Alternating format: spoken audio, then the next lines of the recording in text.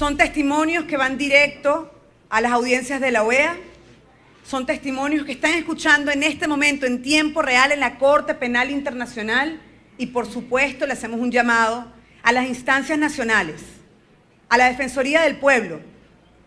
Ahí hemos ido a lo largo de 3 años y medio a pedir apoyo, respeto a los derechos humanos de nuestras familias. También al Ministerio Público y a todas las instancias nacionales que no nos vamos a dejar nunca de asistir, lo estábamos hablando ahorita con la abogada, de llevar nuestros testimonios, de llevar nuestras denuncias, porque nosotros sí creemos que vamos a rescatar la justicia y sí creemos en las instituciones y en los trabajadores de las instituciones que quieren que esto termine, que quieren un cambio en Venezuela y que más nunca se escuchen testimonios como estos. A las personas que no han vivido de cerca tener un preso político o tener un muerto, un asesinato en la familia, nosotros les pedimos que por un momento se pongan en el pie de ellos, que se pongan en los zapatos de cada una de estas personas y que escuchen estos testimonios con atención. Comenzamos con el testimonio de Ana Luisa Pérez, esposa de Eduardo Figueroa, militar preso político.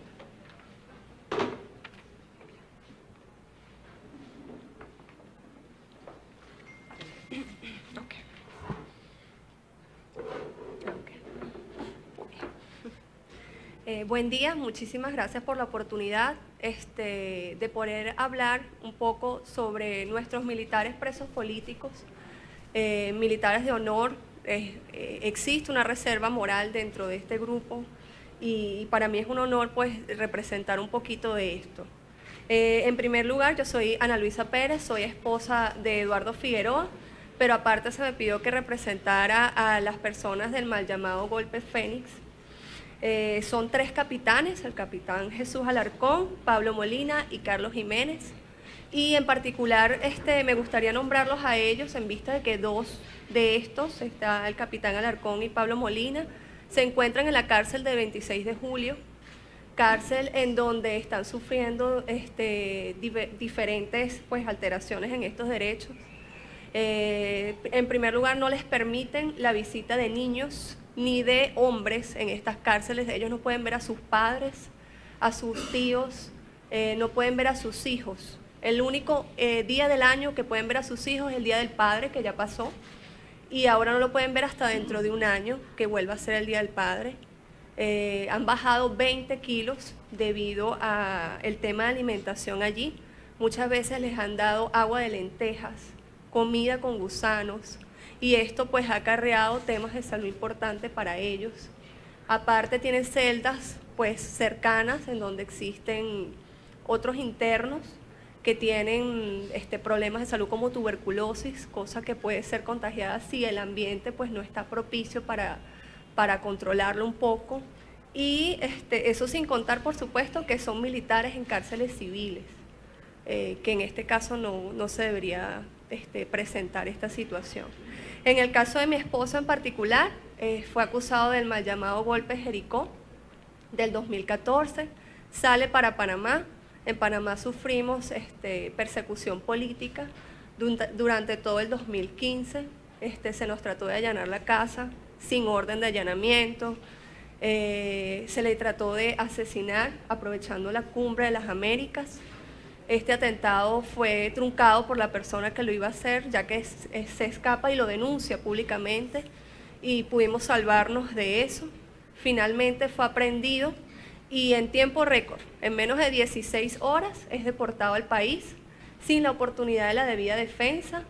Él tenía hasta 15 días para demostrar que él se encontraba en el país por un delito político, por lo cual no debería ser deportado, y no le permitieron este debido proceso. Y lo traen 16 horas bajo un delito común falso de legitimación de capitales. Y cuando es traído al país, pues lo presentan por instigación a la rebelión y le eliminan el delito común. Es decir, que este delito común fue solamente colocado para que él fuera deportado para acá. Y tenemos centros de reclusión distintos donde la del Estado.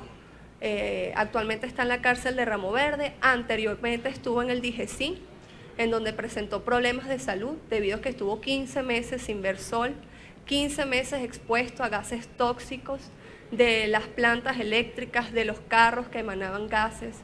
Esto hizo que él sufriera de la tensión, que se mareara, que se desmayara constantemente, por lo cual pedimos el cambio de reclusión a donde está ahora en Ramo Verde. Lo que queremos sus familiares y los familiares de todos los presos políticos, obviamente, es la libertad, es las condiciones humanas, que entiendan que ellos tienen derechos, que él tiene derecho. En este caso en particular de mi esposo, yo tengo 19 semanas de embarazo y quiero que mi hijo lo vea en libertad, que esté ahí el día del parto, que me acompañe. Eso es lo que yo deseo en este momento. Muchísimas gracias. Gracias, Ana. Ricardo Antich, padre de Ricardo Antich, militar, preso político.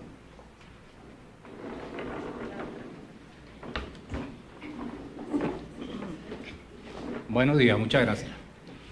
Mi nombre es Ricardo Antich, como ya lo dijo Lilian, padre del primer teniente de la aviación, Ricardo José Antich Zapata, oficial de la aviación militar bolivariana venezolana.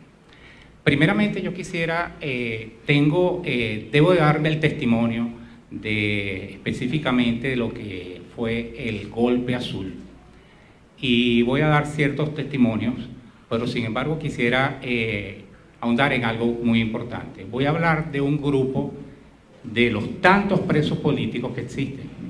Existen muchísimos presos políticos, y en el cual hay estudiantes, hay dirigentes políticos, hay amas de casa, profesionales, abogados, químicos, farmacéuticos, hay de todo. Pero yo quiero hablar de este grupo en el cual lamentablemente, por razones que voy a explicar, son los olvidados. Son las personas que realmente son los huérfanos de la Defensoría Social de la sociedad civil. ¿Por qué les digo esto? Voy a hablar de los militares, de los presos políticos militares.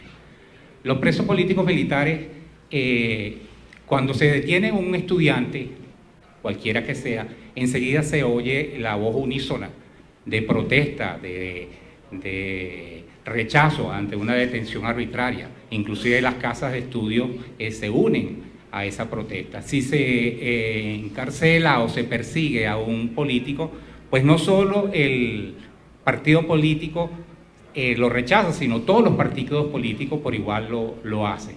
De igual manera sucede con un profesor, enseguida todas las universidades lo apoyan. Sin embargo, con los militares no sucede esto. No puede salir ningún militar, ningún compañero de armas a apoyarlo. Sería un salto al vacío, sería un suicidio. Enseguida iría a ser encarcelado automáticamente. Es entendible quizás que de repente la parte militar ha sido como un tabú, y definitivamente estamos claros que los militares son subordinados al Ejecutivo Nacional. Entonces pareciese que los militares, los dueños de los militares son el Ejecutivo, es el gobierno. Y es importante que se sepa que esta gente también tienen derechos constitucionales, tienen derechos que los ampara la ley y tienen derechos inclusive internacionales. Por tal motivo, yo quisiera que se entendiera el por qué yo estoy usando esa frase de que son los olvidados o son los huérfanos de los presos políticos. El gobierno nacional, aparte de hacer estas acusaciones, ellos siempre le aderezan o le endosan unos delitos, que esos delitos prácticamente son mediáticos. Siempre, o por lo menos en el caso del golpe azul inexistente y del golpe de Jericó, le agregan que son golpes de Estado. Por supuesto, si ustedes oyen de que estas personas están cometiendo un golpe de Estado, esto es una noticia que revuela, que rompe el celofán nacional y pasa a tema internacional. Estamos hablando de un golpe de Estado, es algo definitivamente notorio. Sin embargo, es imposible que venga alguien a apoyar a esta persona, porque automáticamente sería cómplice. de cualquier situación de golpes de Estado. Esto fue muy notorio, público y notorio, las acusaciones hechas por altos jerarcas del gobierno nacional, en el cual se habló de hasta magnicidio contra el presidente de la República, de bombardeos con aviones, inclusive aviones Tucano, de bombardeos hacia las instituciones como son los poderes del CNE, el Consejo Nacional Electoral, contra Miraflores, contra el Ministerio de Interior, Justicia y Paz, directamente contra Telesur, contra Venezolana de Televisión. Todo esto fue publicado y dicho por televisión en cadena nacional. Aparte de eso, se habló de que estas personas, estos involucrados, recibieron pagos excesivos en dólares, vendieron la patria, tenían visas para huir al exterior ya conformadas y que bueno, fueron pagados por el imperio. Todo eso lo oímos, y con solo meterse en YouTube pueden corroborar todo lo que yo estoy diciendo. Sin embargo, es importante decir que esos golpes de Estado no existen. No existe, y la razón es porque el expediente acusatorio en los tribunales militares no se menciona absolutamente nada de lo que yo le estoy afirmando, o no lo que yo estoy afirmando, lo que afirmaron estos jerarcas del gobierno. No se menciona bombardeos ni ataques, inclusive decían, estas son con fotografías, este es el armamento incautado, estos son los planos de los cuales donde iban a bombardear, donde iban a acabar con media Caracas, porque era en Caracas, y de hecho inclusive iban a hacer hasta con aviones Tucanos, cuando los aviones Tucanos para la época estaban inoperativos por un problema estructural en el tren de aterrizaje. O sea que ni siquiera los aviones estaban operativos. Pero esto no aparece en el expediente acusatorio. ¿Por qué no aparece en el expediente acusatorio algo tan fuerte? No aparece nada. No aparece bombardeos, no aparecen dólares, no aparecen visas, no aparece absolutamente nada. Ellos están condenados o fueron sentenciados por instigación a la rebelión y contra el decoro militar. Estos oficiales, es importante que el mínimo común de ellos es que son oficiales de primera línea, son los primeros que puntean en sus promociones, son oficiales ejemplares, oficiales de verdad, de calidad, apegados a la Constitución, apegados a las leyes de la República. Y bueno, es como un mensaje a los otros militares. Bueno, vean lo que está sucediendo. El que se les ocurra hacer algo ya saben para dónde van. Sin embargo, para sorpresa de todos, mi hijo, el primer teniente Ricardo Antich, fue detenido junto con otros 7 y fue detenido en la base aérea, porque llamaron una reunión a la base aérea y asistió, por supuesto, no está involucrado absolutamente en nada. Fue detenido junto con otros oficiales y lo impresionante de todo es que fue tomado como testigo junto con el primer teniente Peter Moreno Guevara. Ellos fueron los testigos de excepción en el caso, asistieron a una prueba anticipada, estuvieron en una prueba de reconocimiento y por supuesto que esto no iba a durar mucho, no se iban a prestar para falsas componendas. Recibieron inclusive la amenaza de dicen, bueno, tienes que colaborar con la causa, con las investigaciones, porque aquí está la boleta de aprehensión, por aquí está la boleta de aprehensión. Y después de estar 37 días secuestrados en el DGCIN, son imputados los 2 testigos. Una aberración jurídica, pero esa es la realidad. Sencillamente quiero dar testimonio y voy a nombrar 3 o 4 oficiales de este caso y más o menos dar quiénes son, quiénes realmente son. Inclusive voy a nombrar uno de Jericó. Voy a hablar del capitán Andrés Thompson.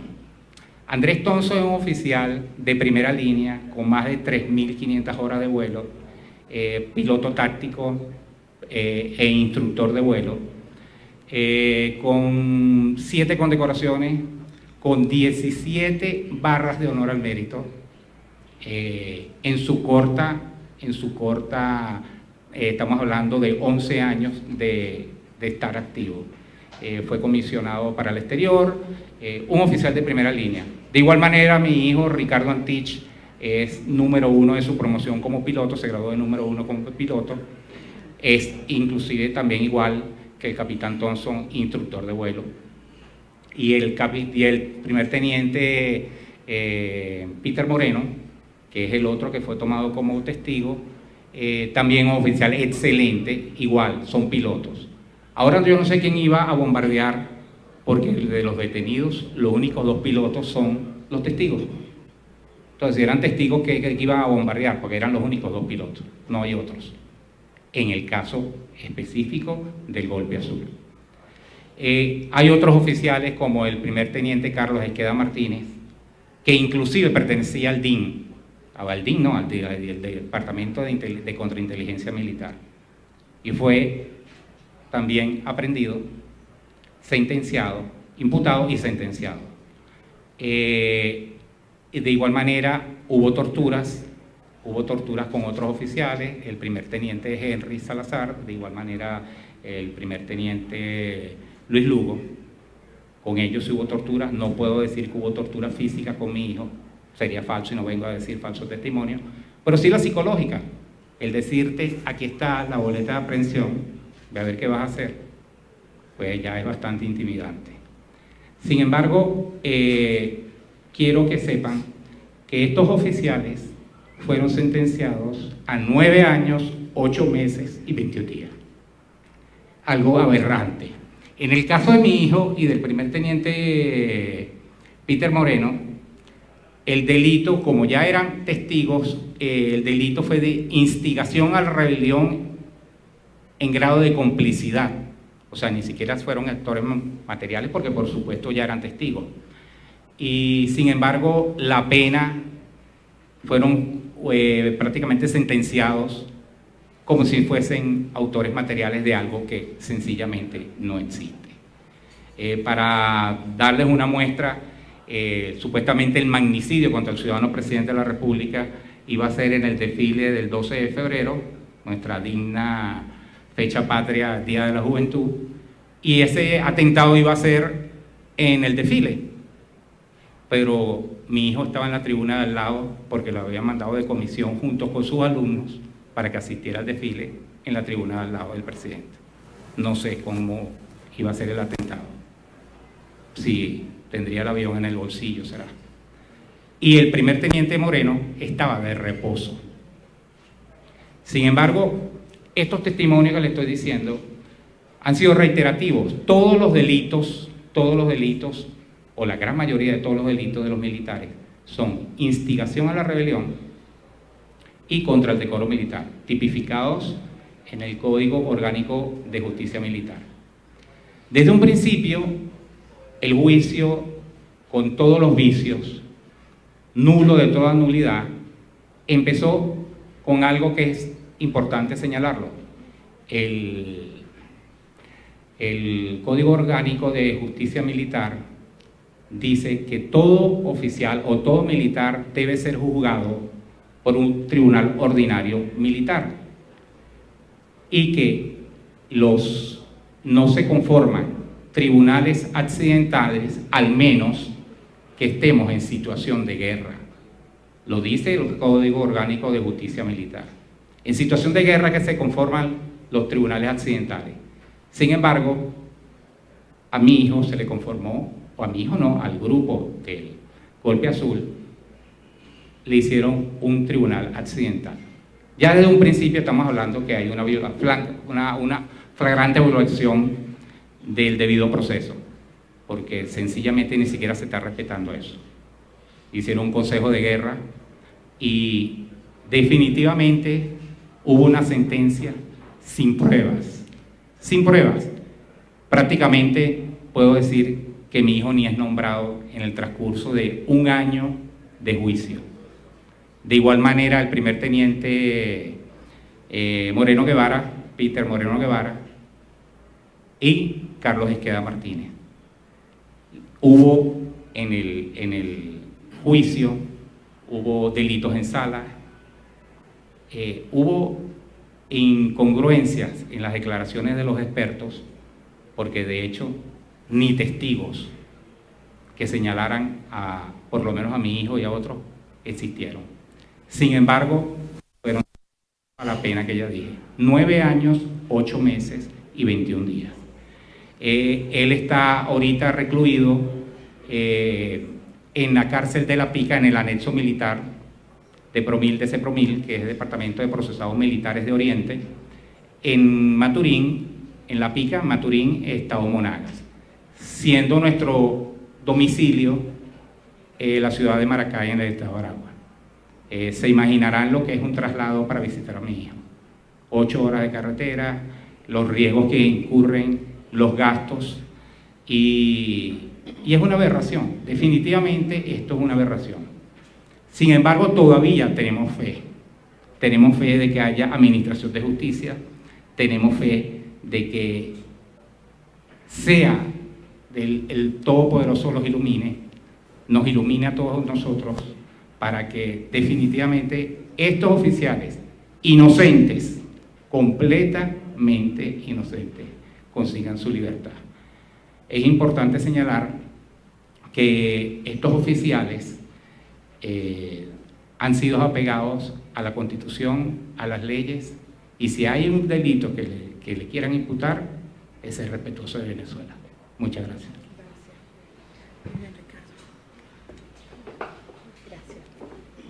Jacqueline Sandoval, esposa de Rolando y cuñada. y cuñada de Rolando Otoniel Guevara. Presos políticos. Buenos días, mi nombre es Jacqueline Sandoval, esposa del comisario jefe Rolando Guevara, cuñada del comisario general Otoniel Guevara, y presos desde el año 2004 acusados por el homicidio de Danilo Anderson. Como ustedes recordarán, aparte de los policías metropolitanos y los Guevara, son los únicos presos políticos del gobierno de Chávez. Actualmente 9 presos políticos del gobierno de Chávez que todavía no se ha considerado ni siquiera su libertad. Rolando y Otoniel fueron secuestrados por comisiones mixtas de policías el día 23 de noviembre del año 2004, fecha en la cual fueron unas detenciones en conjunto a la misma hora, debidamente preparadas por los policías, y fueron presentados a los tribunales 3 días después. En esos 3 días pues fueron torturados, fueron desaparecidos, y días antes incluso Juan Guevara, primo de ellos, fue también detenido, tuvo una semana desaparecido y puesto después a la orden de los tribunales el día 26 de noviembre.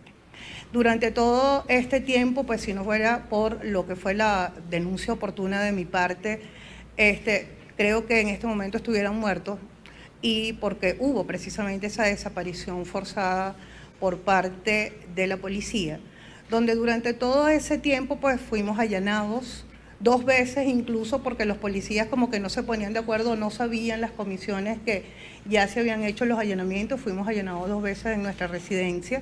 Se instauró la jurisdicción antiterrorista y posteriormente encausaron esa casa. Eso fue uno de los principales peleas de nosotros en cuanto a la jurisdicción que se debía utilizar, porque para ese entonces los tribunales se supone que habían tribunales antiterroristas, pero realmente eran jueces nominales, todos afectos al gobierno, que de alguna manera eran los únicos autorizados para conocer de los casos antiterroristas. Y hasta la fecha, bueno, solamente le ha sido aplicada a los presos políticos hasta donde nosotros tenemos conocimiento. Como es bien conocido pues por casi todos los medios, fue utilizado para este caso el testigo estrella, Giovanni Vázquez, actualmente incluso preso por paramilitar, está en este momento en Ramo Verde detenido. Y por supuesto lo que fue la declaración de Márquez Peñuela, donde después precisamente de todo lo que fue este proceso que duró 1 año Es decir, lo que sería el querer de cualquier preso en Venezuela, que ya todavía no se había cumplido un año de la detención de ellos y ya había sentencia en este caso. Muchas veces nosotros podemos ver que pasan 2 y 3 años y ni siquiera se ha llegado a la audiencia preliminar, pero con el caso de ellos, al año ya teníamos la primera sentencia, que fue de 27 años, 9 meses en el caso de Rolando y Otoniel y 30 años en el caso de Juan Guevara. Aparte de esto, no solamente fue el hecho de haberse violado el principio de inocencia, el debido proceso, lo que fue la desaparición forzada, un fraude procesal, además avalado por la Fiscalía en ese momento, donde hubo la denuncia de uno de los fiscales participantes porque hubo lo que es la participación de 5 fiscalías solamente para un solo caso, donde ellos estaban en conocimiento de lo que era que Giovanni Vázquez y Peñuela habían sido comprados por el gobierno, dicho por ellos de haber recibido dinero en dólares pagado por tanto el ministro de Relaciones Interiores de la época y el fiscal general de la época, ahora vicepresidente de la Asamblea Nacional Constituyente. Entonces nosotros vemos cómo nos vende precisamente este fiscal general lo que es la presencia de un testigo diciendo que lo olió, se lo comió, lo pensó, era como que el Dios personificado diciendo la verdad, cuando realmente el mismo testigo señaló que se le había dado un guión sobre lo que debía decir y lo que además trajo como consecuencia que el mismo fiscal general de la época dijo que iba a llenar un autobús con todos los responsables del caso Anderson, cuando realmente utilizaban un testimonio de Danilo Anderson donde cambiaban los nombres de los supuestos participantes, porque se supone que la idea original era la Operación Cóndor, según ellos, donde el fin era matar al presidente Chávez para ese momento. El presidente Chávez y, por supuesto, una cantidad de ministros en su momento, y se inició, según ellos, pues, con el fiscal Danilo Anderson. Nosotros hemos podido ver a través de todos estos años lo que fue la tortura, no solamente antes, sino después de estar detenidos. Continúan aún detenidos, aun cuando desde el año 2011 han podido acceder a lo que son las medidas alternativas al proceso. Y jamás pues se les va a hacer lo que es el respectivo examen. La única vez que se hizo un examen, un primer examen, fue porque la ministra Iris Varela pasó por SEBIN haciendo pues un recorrido dentro de lo que son las cárceles y señaló, bueno, que habían personas que ya estaban sentenciadas y se le hizo. ¿Cuál fue el resultado? En el caso de Otoniel se señaló que como no admitía los hechos, como no se hacía responsable de los hechos, pues no podía pasar el examen. En el caso de Rolando decía que era un ser inseguro, imagínense un comisario jefe del Cuerpo Técnico de Policía Judicial premiado y galardonado con todo lo que son los honores dentro de lo que es la policía y señalar que es un ser inseguro en este caso, ¿no? Da risa nada más leer lo que son estos informes. Por supuesto, le fue negado en esa oportunidad y todavía al año 2017 nosotros esperamos por unas medidas alternativas al cumplimiento de la pena. En el caso particular de Rolando ha tenido dificultades pues, de salud, donde incluso se le hizo un cateterismo exploratorio después de 4 o 5 años de estarlo solicitando y todavía a estas alturas se dijo que no ameritaba lo que era una operación del corazón y que iba a ser con tratamiento. Tratamiento, por supuesto, que todavía estamos esperando porque tampoco se le ha hecho el tratamiento. Hemos pedido en varias oportunidades por lo que es medida humanitaria, en este caso por razones de salud, y bueno, estamos a la espera de que algún día algún juez se pronuncie, por cuanto en el mismo Tribunal Sexto de Ejecución, que tú puedes ir una vez al mes, cada 2 meses, lo que tú quieras, siempre hay un juez distinto y siempre pues te señala que es un caso muy difícil y que bueno, no se puede decidir sino lo elemental, pero en ningún caso pues por supuesto deciden lo que deben decidir en este caso. Como abogado, como esposa, pues por supuesto uno cuando lee el caso Anderson, que además les puedo decir que inicialmente cuando yo me encargué del caso, porque yo era fiscal del Ministerio Público y fui despedida del caso sencillamente porque según el fiscal Julián Isaías Rodríguez yo era una bomba de tiempo dentro de la institución, de saber, me imagino, pues todo lo que se estaba haciendo con ese caso y me imagino que con muchos más. Sencillamente no llegaron las actas completas. Nosotros pudimos apreciar, o yo leí inicialmente alrededor de 20 piezas del expediente, de las cuales solamente llegaron 8 a tribunales. Es decir, ¿qué decían o qué hacían o qué teníamos o qué tenían ellos en esas otras piezas que nunca pudimos ver? Solamente será un secreto que guarda el Ministerio Público, igual como decía uno de los fiscales que después denunció que se trataba incluso de un fraude procesal, que la fiscal Luis Ortega también conocía pues de lo que era el fraude procesal que se estaba llevando en el caso Anderson y cómo se estaba manejando ese caso. Y bueno, llevamos ya 12 años y 11 meses privados de libertad en la espera pues de que algún día se haga justicia. Actualmente el caso, pues por supuesto, fue admitido en la Comisión Interamericana de Derechos Humanos por desaparición forzada, por violaciones al debido proceso, por lo que es el derecho a la salud, por lo que ha sido, estamos a la espera, pues por supuesto que el gobierno conteste, ya lleva como 6 meses y no ha podido contestar el recurso, y estamos a la espera que pase pues a la Corte Interamericana de Derechos Humanos. Gracias, Jacqueline.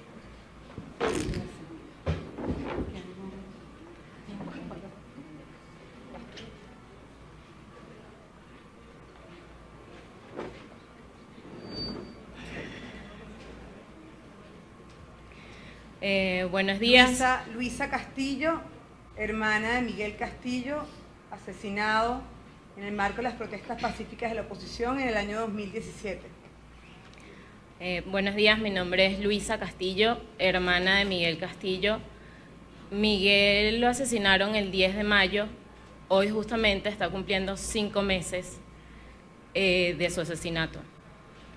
Miguel ese día salió a la 1:30 de la tarde y llegó a la protesta como a las 2. A mí me llaman a las 2:30 de la tarde que a Miguel ya lo habían herido. Es decir, Miguel no tuvo derecho a protestar por mucho tiempo en esa protesta, porque solo duró media hora. En media hora ya Miguel lo habían asesinado. Miguel llegó y una bala de plomo le atravesó por el intercostal izquierdo y se le alojó en el corazón. Miguel muere instantáneamente. No había posibilidad de reanimarlo, porque simplemente esa bala cegó su vida.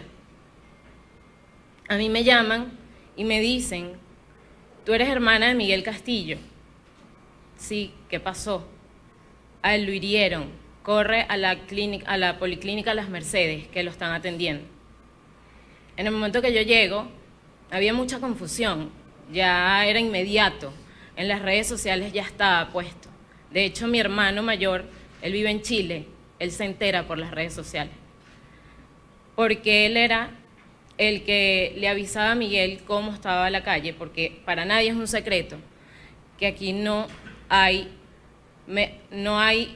información en ese momento en las protestas.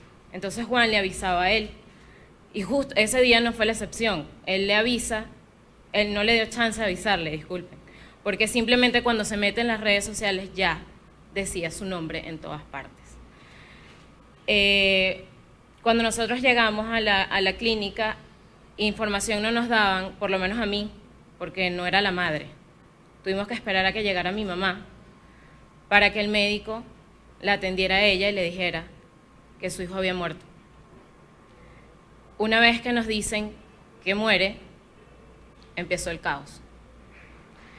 Yo recuerdo ese día y lo tengo vivo, porque apenas son 5 meses. 5 meses que a Miguel le apagaron su risa. Él era comunicador social. Si bien es cierto que él salía a manifestar, pero de una manera pacífica, porque estaba en su derecho, porque aquí todo el mundo tiene derecho a protestar lo que no quiere. Y Miguel ese día salió a eso, como todos los días que salió. Hay una frase de él que nunca se me olvida.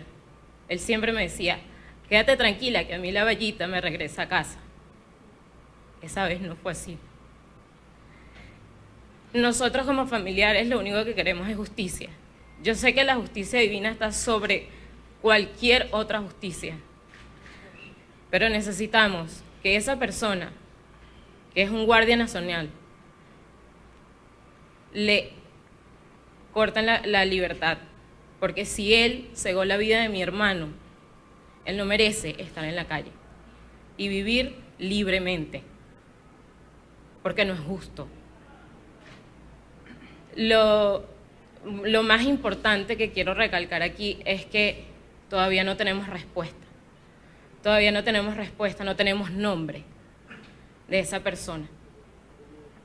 Para nosotros como familia es muy duro despertarse todos los días y saber que él no va a llegar a la casa. Despertarse todos los días y tener que vivir con esta realidad. En un principio fue muy una manera de ver o no terminar de entender lo que estaba pasando. Hoy en día es más difícil porque ya uno cae en cuenta que realmente pues no va a llegar a casa. Nosotros como familiares de una persona asesinada ya no tenemos esa esperanza de volverlo a ver. Y nos duele todos los días levantarnos y no tenerlo con nosotros en la casa. Pero yo estoy segura que él va a abrir los caminos para que tenga justicia. De todas maneras, ese día él estaba en una posición o que lo asesinaban o se lo llevaban preso porque venía la Policía Nacional por el otro lado. Tuvo mala suerte, estaba en el lugar que no era. Como les dije, fue una bala de plomo que se le alojó en el corazón. No había manera de reanimarlo. Los médicos sí nos los dejaron claro que él no sufrió.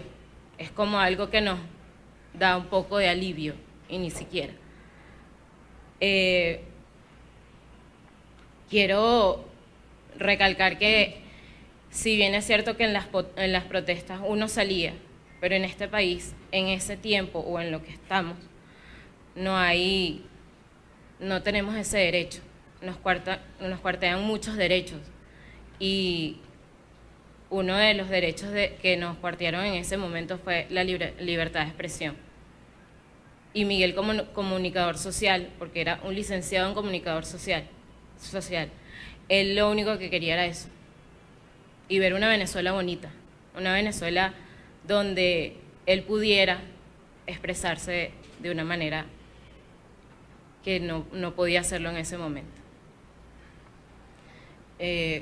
Muchísimas gracias por la oportunidad y esperemos que pues tengamos justicia por Miguel y por nosotros. Claro que sí.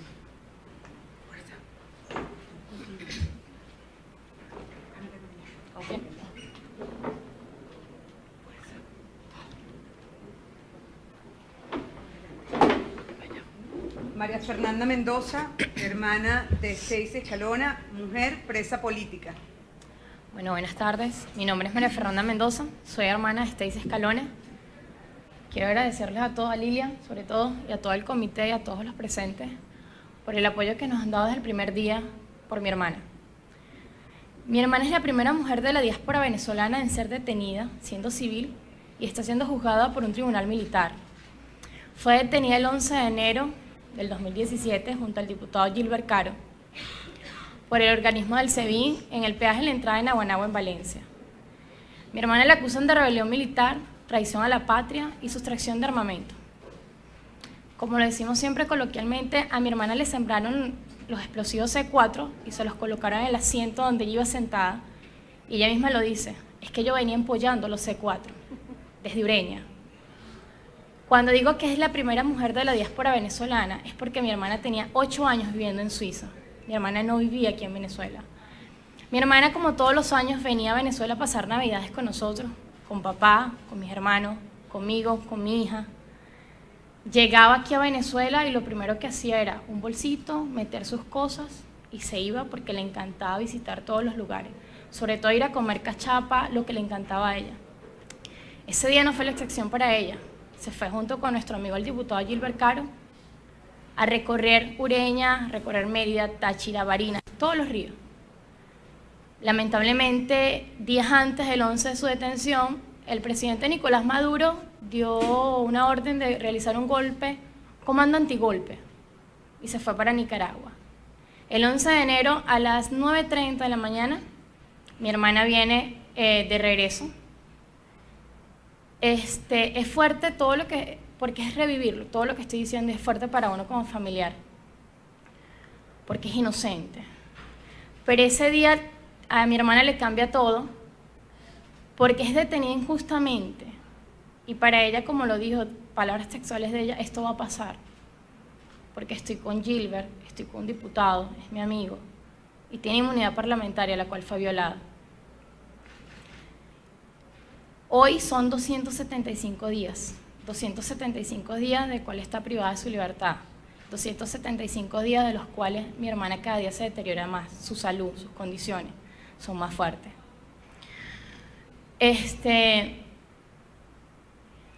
Los primeros días la vimos fue a los 18 días después de su detención, porque el comisario de la base del SEBIN nos decía, ella no tiene visitas autorizadas, por la parte presidencial.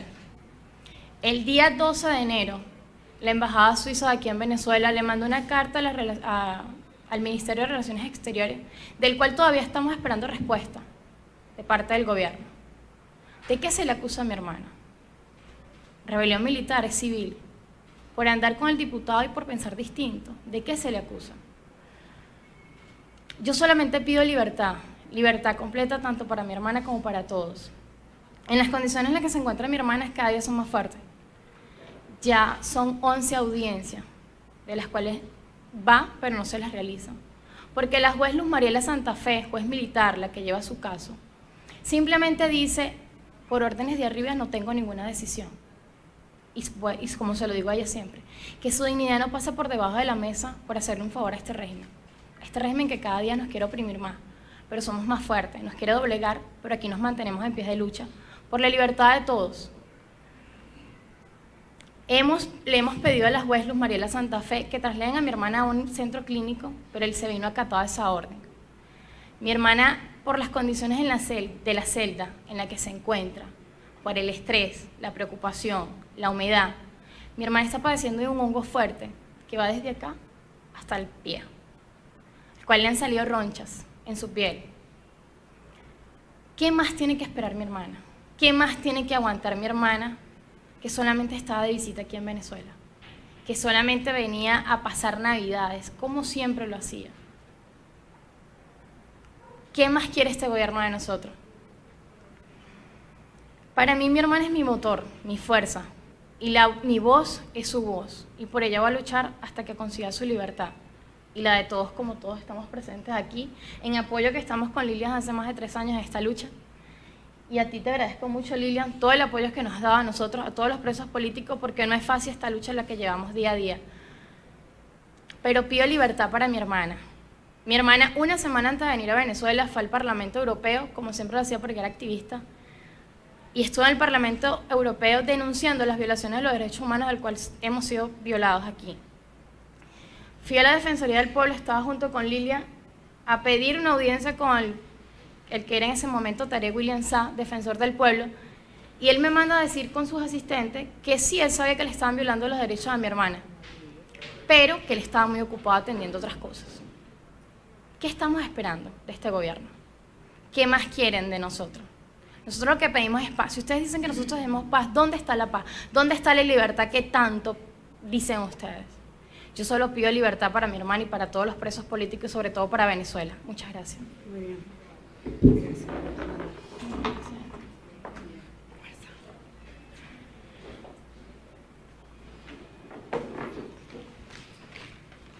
Escuchamos los testimonios de Ana Luisa Pérez, Ricardo Antich, Luisa Castillo, María Fernanda Mendoza y Jacqueline Sandoval. Hoy en especial queremos agradecerle a Jacqueline por estar aquí.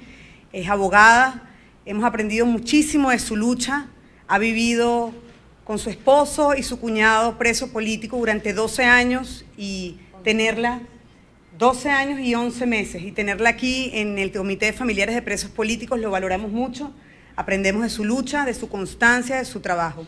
Gracias, Jacqueline, en nombre de todo el comité, estar aquí con nosotros. Hemos sumado un día más, esta es la cuarta audiencia pública que hacemos para sumar a las audiencias públicas de la OEA, porque creemos en el sistema interamericano, un sistema interamericano donde no solamente está Venezuela, sino están todos los países de la región.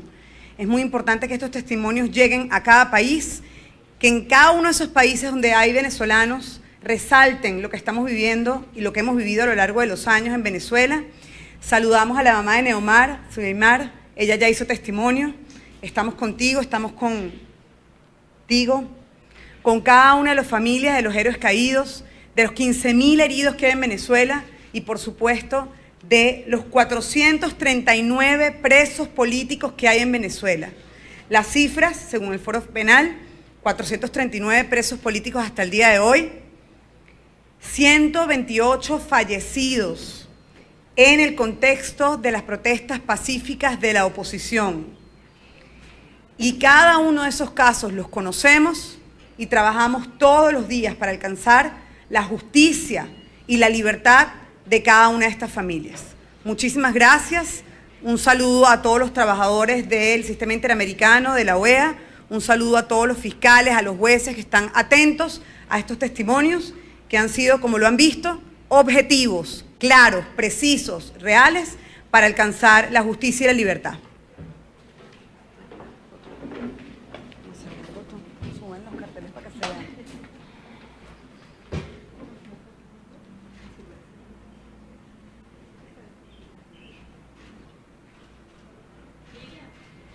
Sí, muchísimas gracias. Si tienen alguna pregunta. Ayer algunos presos políticos hicieron un llamado a la 15 de octubre. ¿Cuál es la posición de este comité? ¿Cuál es la posición de Lilia? ¿Cuál es la posición de Leopoldo? Sí. Justo al terminar esta sesión de la OEA, íbamos a hacer una transmisión y un video llamando a toda Venezuela a votar el domingo. La posición es muy clara. Tenemos que rescatar espacios de libertad. Nosotros somos activistas de derechos humanos. Nosotros no pertenecemos a ningún partido político, pero sí estamos claros que nuestra lucha es por nuestros derechos. Y un derecho es el voto, y por eso hacemos un llamado a participar, porque es el derecho que cada uno de los venezolanos tiene a elegir su destino y su futuro. Es por eso que apoyaremos cada espacio de libertad que podamos rescatar. Vivimos en un régimen que, como lo oyen directamente de nosotros, escuchamos palabras como no hay debido proceso, no hay derecho a la defensa, escuchamos palabras muy fuertes como aislamientos, como torturas, como tiros con balas de plomo. Escuchamos testimonios y vivimos testimonios muy fuertes de intimidación, de amenazas. Creo que este grupo grande de 439 presos políticos, de 128 fallecidos, de 15.000 heridos, estamos muy claros en el país que vivimos. Y precisamente porque estamos claros que vivimos en una dictadura, tenemos que rescatar la democracia. Y siempre lo hemos dicho, y en el caso de mi esposo, Leopoldo López, siempre he hablado de calle, voto, voto y calle. Venezuela va a las calles este domingo a votar por la libertad de todos los presos políticos, por la justicia de los héroes caídos y, por supuesto, para la recuperación de nuestro país, del bienestar, la paz y el progreso. Gracias.